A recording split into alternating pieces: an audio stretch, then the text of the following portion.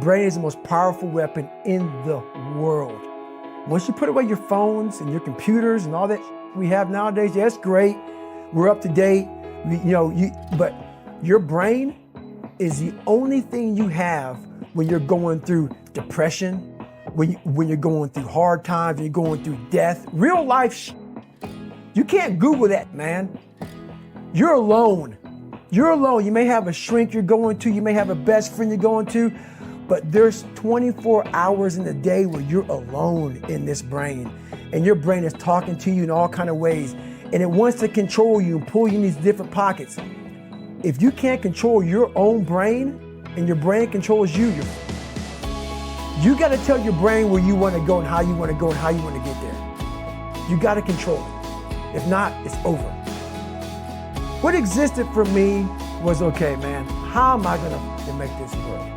And all I knew back then was hard work. The only way anything gets accomplished. That's all I heard back in those days. You got to work hard. You got to work hard.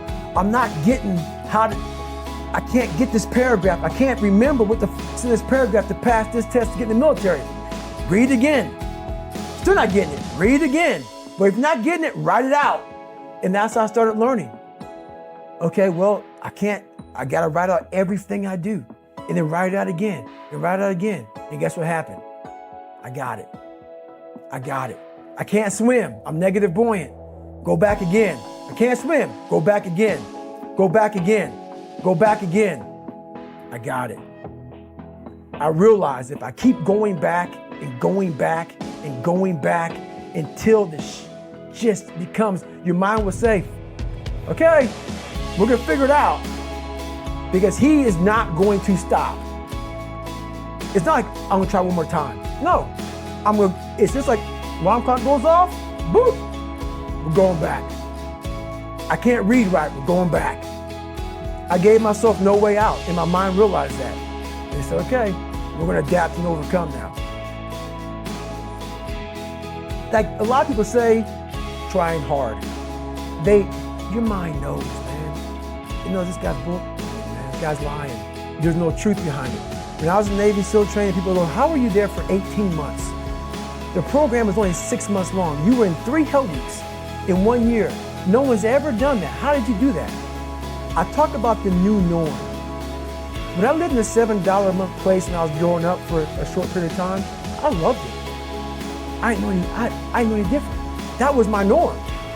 Once we moved out of that place, we moved to a $236 a month place. I was like, I never want to go back to that little piece of shit. But if you go back to that $7 a month place and you realize this is where I live, this is all I got, your mind says, roger that, this is home. So when I was going through Navy SEAL training for 18 months and going back through all the hard parts over and over again, I told myself after the first time, I knew it was gonna be a long journey there. My body was breaking down. It was just how it was going on. I said, you know what? This is my new norm. So my mind said, it's like going to work. Like you go to work, you put your suit and tie on. I go into suffering every day. Every day, suffering, being broken, duct taping my feet up, stress fractures, shin splints, being broken. This is my new norm. And your mind says, if we're not broken, this ain't normal. We gotta be broken. So then your mind starts to get tougher and tougher and more callous. People go, how did you run on broken feet? Broken shins. My mind knew this is how we operate. We're in Navy SEAL training. This is what we are. I became hell. And that became my new norm. I gave myself no way out. There was nothing outside these walls of hell. Nothing.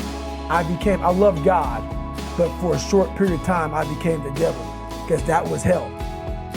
I became the boss, the owner, the CEO of Navy SEAL training. That was my mindset. And that's how you get through things.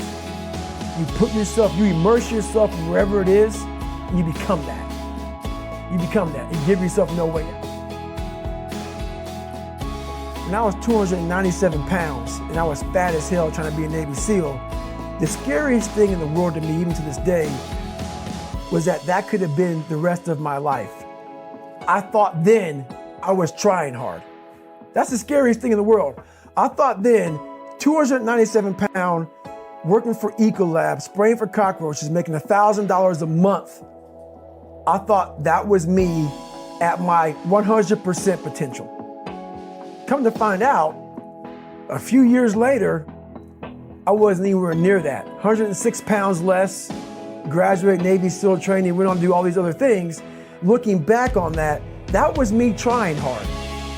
That's why people gotta understand what is in us. We have no idea until we start trying hard.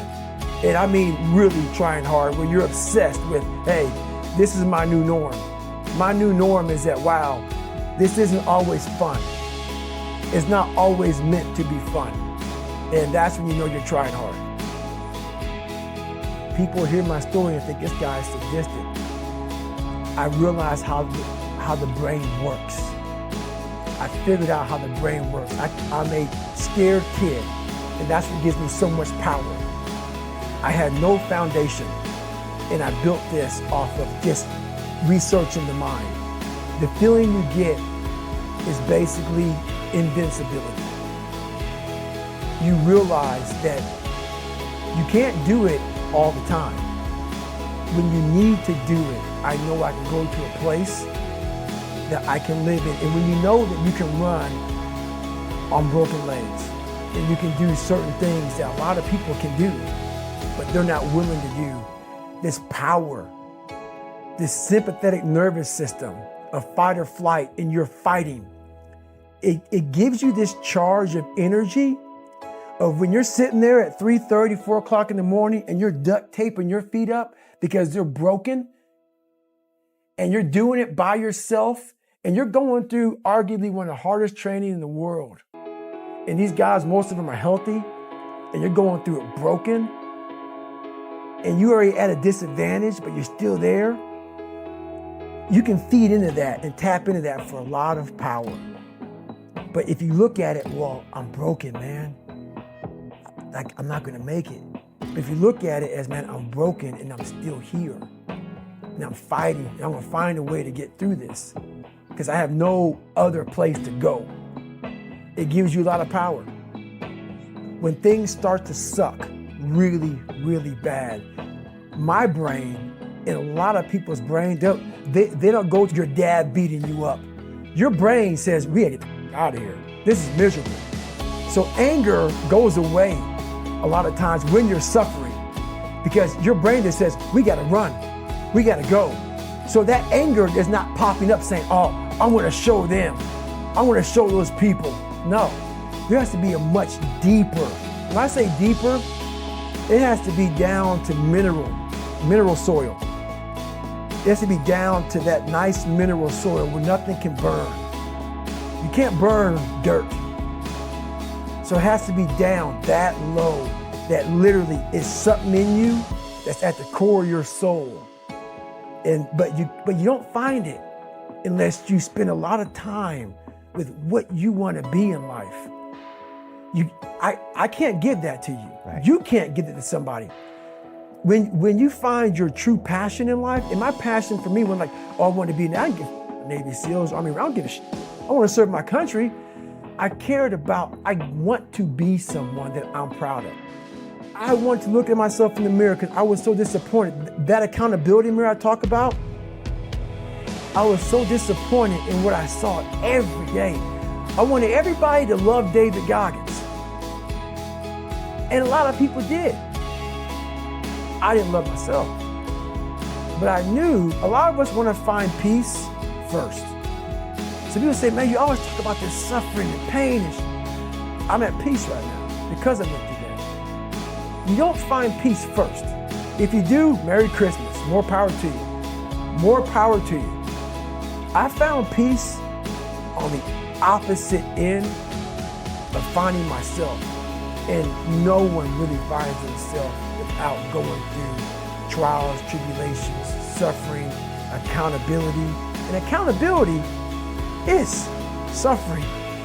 Being accountable every day for doing right for yourself, for the people next to you, it's miserable. It's hard. So, even the smallest details.